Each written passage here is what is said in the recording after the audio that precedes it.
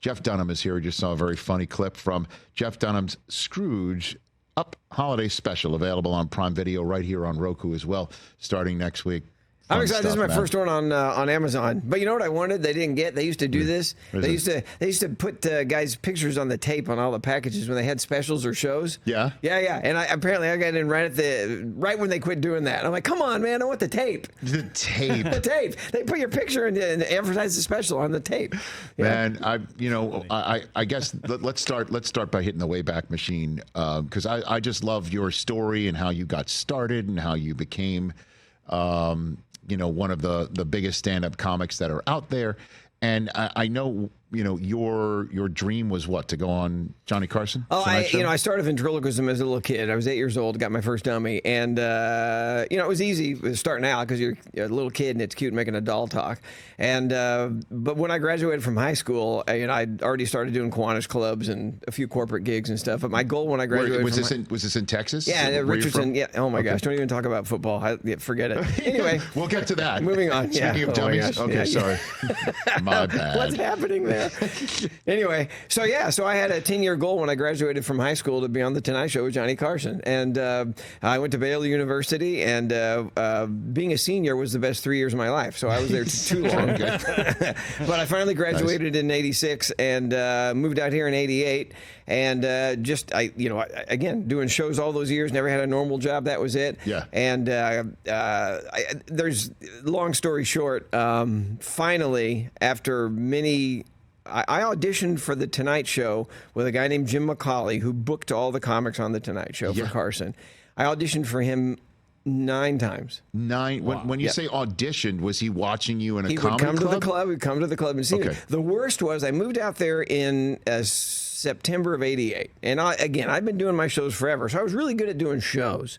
But I was not used to the comedy club audience, to the real audience. I was doing, like I said, church banquets and stuff, very forgiving audiences. Yes. But when you follow Seinfeld at the Comedy and Magic Club in Hermosa Beach, you damn well better be funny. That's what you were doing? Oh, hell yeah. So, and at the Improvs, the Melrose Improv, eat you up and spit you out if you're not funny. Mm-hmm. And following the biggest guys in the business. And here I was with a doll, telling jokes and making, multiple voices at once. Who cares? And after following those guys and not doing too well, I realized if I'm going to go toe-to-toe with these guys, I'm going to have to be just as funny as they are. Mm-hmm. And then the stigma of being a ventriloquist was, that was bad enough. I was a prop comic. So I was fighting an uphill battle and many doors slammed in my face. But let me get to the Tonight Show thing. Sure. So the Tonight Show, Jim McCauley came and saw me and said, oh, my gosh, this is great. You're ready. He'd seen me a couple of times before, like in 86. And he said, you're ready. Well, this will be great. So you're going to be in TV Guide and the whole thing. TV Guide. And so it was 2 weeks before Christmas. It was going to be like on I can't remember what day it was, of 88. And I went, flew back to Dallas, bought the $2,000 suit, called all the relatives, all the friends, family. And he said, I'm going to come see you the night before just to give you a couple of tips to make sure you're ready. I mean, everybody knew I was going to be on, everybody. So he came to see me at the Comedy and Magic Club, and he left before I was finished. Oh, no. And Roseanne Barr was there. And I don't care what you say about Roseanne Barr. She was as sweet to me as any person on the planet. She goes, nah, Jim just leaves early.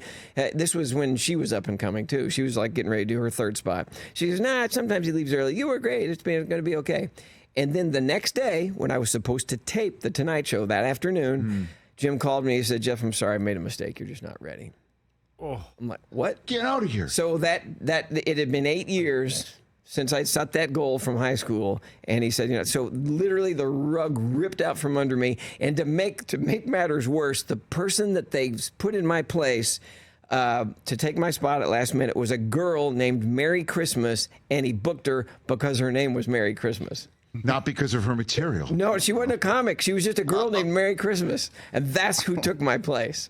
And talk about lump of coal. That's what that is. Yeah. And you know what? Those things are great in life, though, because you are either the kind of person that says, F you, I'm going to come back and fight, or, wow, I need another job. so which kind of person are you? So I just got angry and kept doing shows. I auditioned for Macaulay 9 times, got 8 no's. You're no. Finally, on the 9th time, I said, okay. And as you said earlier, I heard you say earlier, it was a Friday night. It was a dream show. Friday night was Carson's night. It was a Friday night. Yeah. The other 2 guests were Bob Hope and B.B. King. The audience was hot.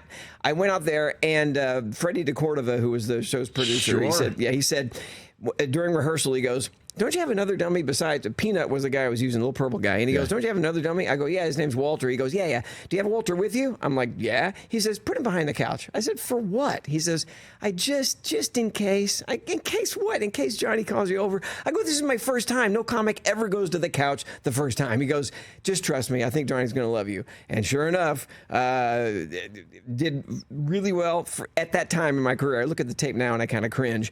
But had me, I did really well. And then the stage manager waves me to the couch, and you can see on my face this look of like, I got to go talk to that guy?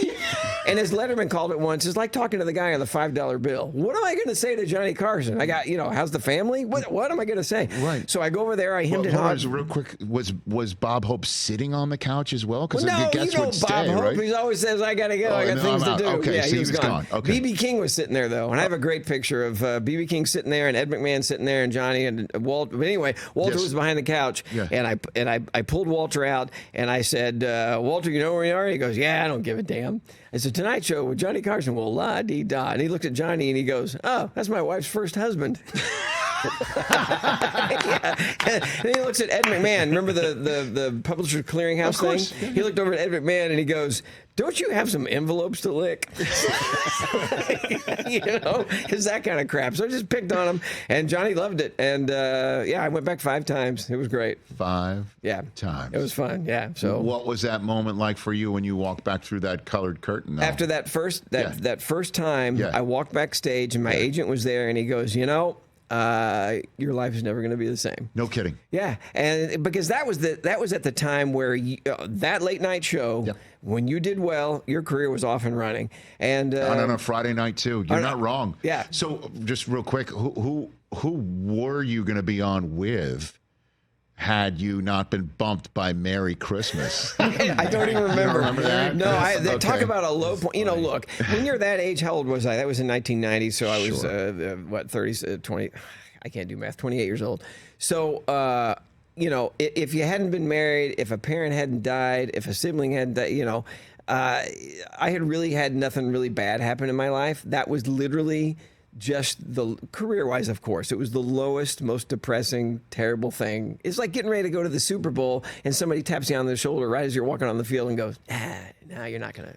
I once was looking for my first job in television. Mm-hmm. By the way, Jeff Dunham here on the show, just to quickly swap stories with you. Mm-hmm. And so I, what you kind of had to do was road trip and go to the places you were trying to work at and show up. Right. Just show up with your tape in your hand and make sure you weren't showing up like during the news hour, because the news director would look at you saying, you don't know my operation very well. If I'm busy, I'm not going to see you right now.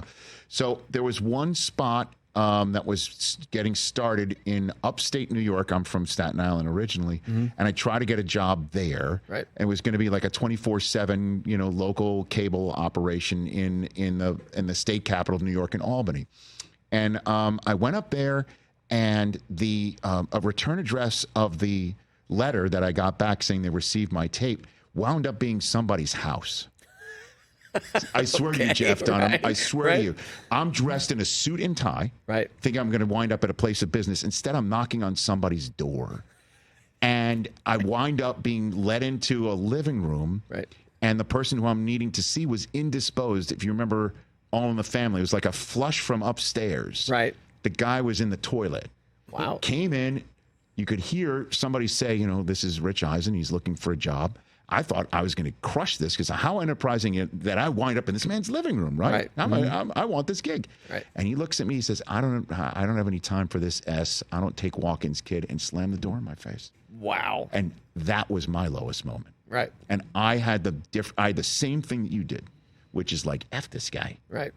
F this guy. Right. I did, like stare at the ceiling for a little bit, but right.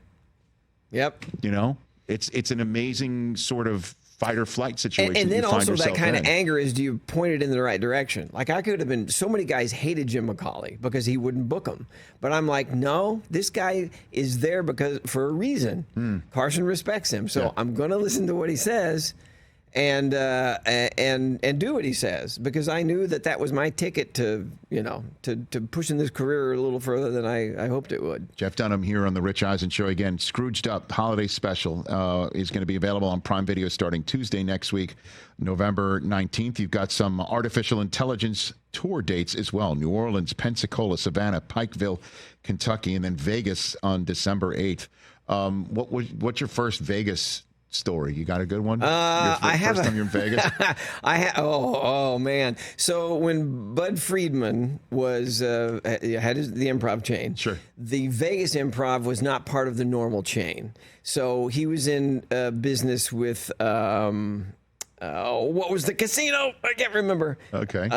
Anyway, it was a tiny little room, and we did 3 shows a night, 7 days a week.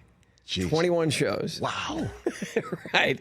And so years later, Bud presented me with one of the canceled checks. So for 21 shows, I got paid $512. Yeah, so that was pretty amazing. And they wouldn't, the Riviera. It was the Riviera Hotel, and which is, of course, now gone. But they wouldn't even put us in a room in the hotel. We had to stay in the Como Motel, which was this really horrible hourly hotel right next to the Riviera. So that was who was the regular in the Riviera at the time? Do you remember? Who has played the Riviera? I think it was a show called Splash. That was it. I love stories like this. Who's the comic that gave you the best advice in your career? Wow. Jeff. Oh boy. You know what? When I was growing up, the best advice was just listening to the comedy. And growing up when I was a kid, the only albums my mother would let me have because they were clean was Alan Sherman? No, that would be Bill Cosby. He did work clean. Oh yeah, he was great. He was clean. Little did we know. Yeah, but I mean, he was a storyteller, and it was amazing. No Richard Pryor albums in your household? No Richard Pryor albums in the house. And one of Cosby's special, Bill Cosby, Myself, I think that was the name of it. That's what got him the television show, the sitcom. Right. And that was him in front of a curtain with a microphone and a stool. And it was just brilliant material. And again, this is what he did was absolutely unbelievably horrible, unforgivable. But the comedy was brilliant. I love it. Yep. So, are you a Cowboy fan? Of course, and that's the only fan I am. See, when I was growing up, my parents, I still am an only child. My parents made me play every single sport. Uh-huh. So I grew up with same house from when I was 18 months old until I moved out when I went to Baylor when I was 18. Same house, same friends, same street, everything, same school district. Everybody was the same. So I had the same group of friends, and they made me play on baseball. They made me play soccer. They made me play basketball, and I was horrible at every one of them. If there were 10 guys chosen at school for a game, I would be chosen. I would be number 8. Never the last, but always number 8 because it was always the bigger guy, the guy that had no athletic ability whatsoever. Sure. The fat guy. He would be chosen last. So, so I was terrible at everything. The only thing I wanted to play that they would not let me play was football. And now that's the only sport I pay attention to. Isn't that amazing? Yeah. Is it true that when you were doing gigs starting out, like one of the people in the audience was Roger Staubach? Oh, I was doing it was a banquet for a camp that I worked at during the summer, or attended during the summer, and they wanted me to come in. It was for a bunch of businessmen. They were raising money, and Roger Staubach was there, and it was one of the seasons that was so. And I had the dummy on. I was fearless. I don't know what I was thinking, but the dummy's on stage, and I go, "We have some guests here today," and they go, "Like who?" "Like Roger Staubach," and he goes, "Oh, he's at the banquet." I guess you wouldn't be bothering out practicing today. It's like, so, wow. Oh, yeah. 12-year-old kid picking on Roger Staubach. Yeah. Damn. I know. I don't know how I'm here today. You had some gumption, Jeff Dunham. Oh, there was one year doing Cleveland. I did the same joke. It was the other Cleveland Browns before they got sold and came back. So it was years ago in the early 90s, I guess. 2 giant linebackers, 2 African-American guys. I can't remember their names. They were in the front row and drinking beer, and the dummies just... it was Walter, I think, and turned to him and said the same joke. Good thing you guys are here tonight, and I guess you couldn't be out practicing. And of course, the club just erupted, and these guys just spit beer out laughing. They were good sports, but what the hell was I thinking? I don't know. You're doing comedy, man. I guess. You Yeah. only know one speed. Is the phrase from the sports world like that. And I think it's coming back now. I think the woke thing's going away, and we can get back to doing what we used to do. I hope. I feel like I can say Merry Christmas now. Is that bad? We've said it here for 10, 11 years. Yeah. I'll say Happy Kwanzaa. I'll say Happy Hanukkah. Yeah, I don't care. Me too. Just say whatever we want. It's like it's just fine. I'm with you. Nobody's hurting anybody. Well, just don't say Merry Christmas, right? Oh, not around that's the wrong Mary. I wonder where she is now. Not on your show. I'm with Rich. What's she doing? She's playing with her kids. And don't know where she is. Damn, man, that was a gut punch. But you're clearly through all that. Yeah. And cool, you got. I tell my kids that I have 3 grown daughters and the 2 little boys now, 9 years old. I said, and I tell them, I go, I do not want you to have an easy life. I want you to have a healthy life. Yeah. But you got to get knocked down sometimes. You got to have that failure. You have to. It's like, look at the generation we have now that are all, it's too snowflakey. They need some problems you have to have some bad circumstance. And as a comedian, you have to go through some garbage. There's no such thing as a really great comedian who hasn't had garbage in his life. Okay, so then before I let you go, who's that one comic then when you were again starting, you said you were opening up for Seinfeld. I mean, who's a guy that or lady that you were part of with, and you were like, okay, I know that person's going somewhere. Then they wound up somewhere. You got that one, Jeff? That's a tough one. I opened for Julio Iglesias. How about that? You opened for Julio Iglesias. So this is in Vegas, right? This is my second gig in Vegas. Okay. So I'm thinking about your question. I don't know who it was. That's fine. Okay. I will take any Julio Iglesias I love Louis story Black, you got. by the way. Louis Black is one of my favorite comics ever. He has been here, and as a matter of fact, he left us a button that's over there that we cannot press while we're on the air. That's true. Oh, that's nice. I love Louis Black. Hit the button on your way out. You'll hear his voice. Okay. I was coming out of Fox Studios once in New York, and he was coming out too. And I said, "Oh my gosh, Louis, I love you. Can I have a picture with you?" And I think he knew who I was, but the picture, he looks a little bewildered. He either hates me or had no idea who I was. So I have no idea. But by the way, I have his tour bus now. Oh, really? He was leasing a tour bus, and I bought it. I didn't know it was his until later. They told me it was. Anyway, so in Vegas, yes. I don't know how this happened, but my agent booked me to be the opening act for Julio Iglesias. Now, if you've never been to Julio Iglesias show, I would say 10% of the audience's native tongue is English. Mm-hmm. So, what better place to put a comedian who has a dummy in front of an audience that barely speaks English? It was the worst gig ever, but I opened for him like 8 times. So he asked you back. I guess he wanted somebody that sucked so he would look better. I'm not sure. You always right. You don't want to be the guy after the guy, right? Like you don't like have somebody that's a little bit less than. Right? Oh boy, funny, I've followed guys that you can't follow and it's not fun. Jeff Dunham's Scrooged-Up Holiday Special, available on Prime Video starting Tuesday next week. And, of course, Prime Video is available right here on the Roku portal. I think of my 13 specials, this is my most family-friendly. It's completely different. It's about Scrooge and the whole story there. And it's me. It's a little bit different. My wife came up with the idea of doing that movie, A Christmas Carol, and she said, "Look at your guys. It's easily you can figure it out. That's a great idea. Let's try and sell that movie." And then I thought, wait, for my next special, how about if it's me trying to convince the guys of who they should be in A Christmas Carol? So that's what it is. This whole show is me casting, trying to convince my guys of who they should play in the movie. Fantastic, and it starts next Tuesday. You can start streaming it right here on the Roku portal through Prime Video. Pleasure to meet you, sir. Well, I'm happy to meet the best dad ever. You know what? If you come at the best dad ever, just don't miss. That's all I ask. Awesome. Nice to meet you, Rich. Thanks for having me. Jeff Dunham, everybody, right here on the Rich Eisen Show. We'll be back to wrap it in a sec.